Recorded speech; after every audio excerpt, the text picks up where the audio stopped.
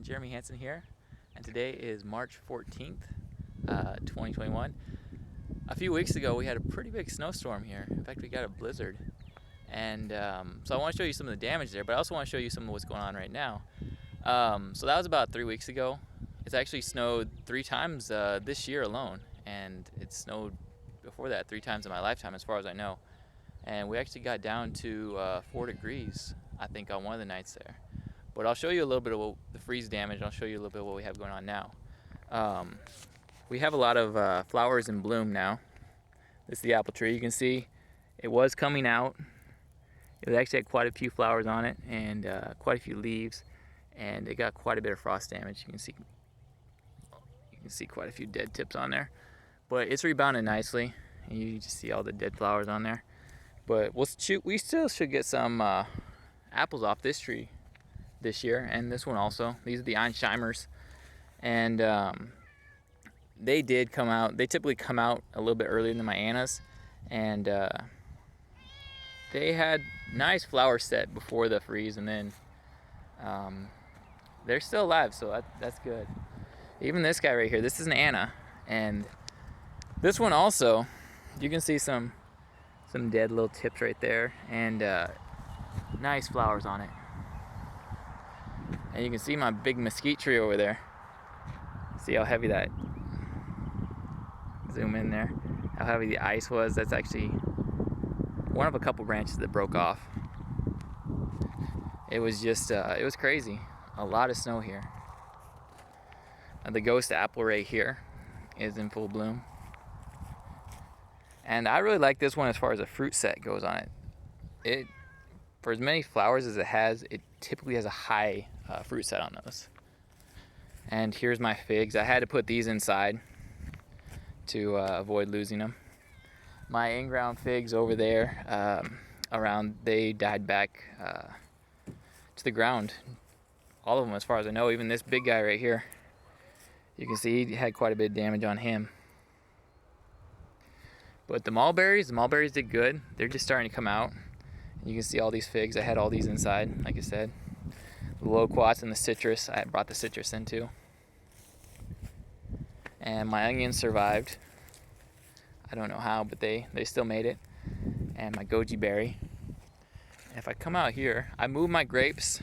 I moved my grapes from over there on the other side of the pond to right over here. And I just need to get some trellis and get them growing up. They're starting to leaf out right now too. And that's some of the grafted persimmons I did last year. The coffee cake. But let me show you this over here. I've continued to add. I've added some jujubes to my planting, and along with some more figs that I'm still currently rooting. And I started grafting right here onto my white mulberry. I've grafted a white Pakistan mulberry. So I'm trying to do grafts this time of year. This is my pecan tree. You can see out there, if you can see it, got a lot of flowers out there, and a pretty impressive flower set right now. Here's some of the jujubes. I plan on grafting once they start to grow. And my cherry, my mini royal's out in flower right now. Got a couple. My Royal Lee, I think because of all the intense cold there towards the end, they're now starting to do a flush of growth, and I think their bloom times are going to overlap for me this year. And if you look out here, I did a lot of complaining about bees last year.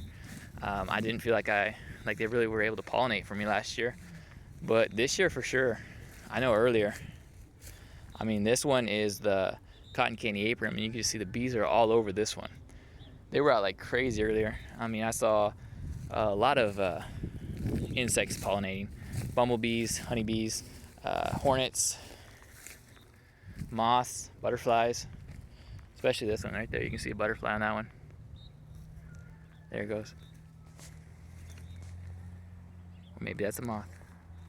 But you can see this is the burgundy plum, and this one has a nice flower set on it. Very nice, and it's got a strong smell to it, and I think that's attracting the bees a lot. And thankfully, most of my pluots right here are overlapping the bloom time. So this is my emerald drop. my flavor heart and my flavor king, and there's bees all over this.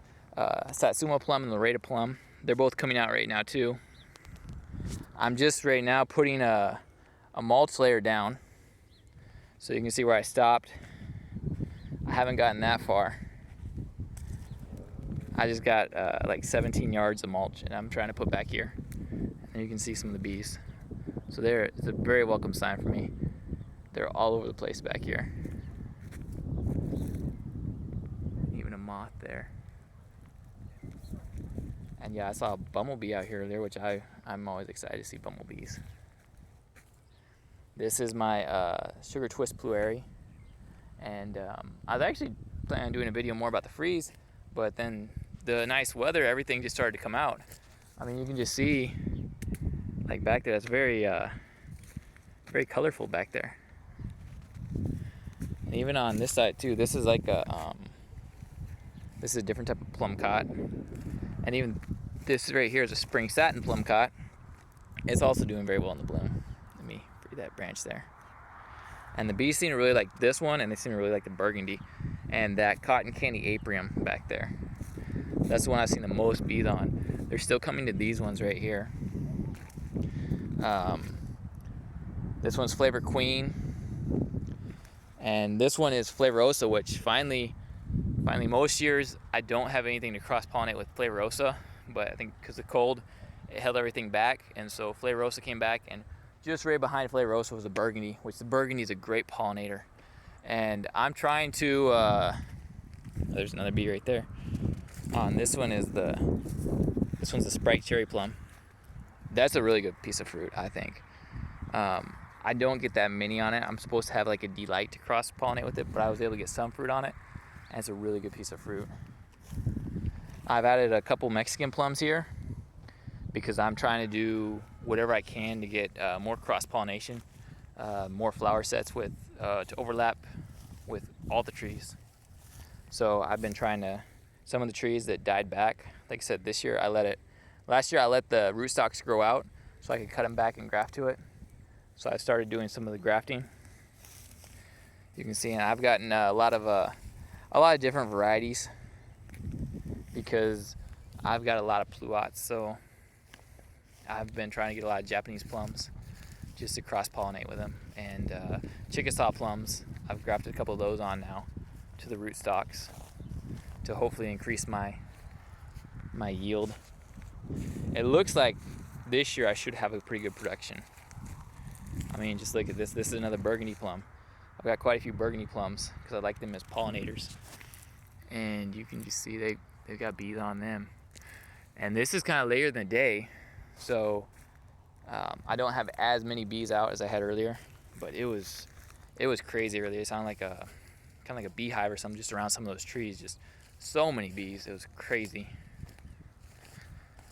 And this guy right here, this one, he's flowering just a little bit. But this is a really cool flower. This one is the Atomic Red. And whenever you have a good flower on it, it's nice. And it's a very beautiful flower, and it's a really good piece of fruit too. I like that one. That's one of the few nectarines I've actually got to produce at a young age here. And I'm really hoping to get the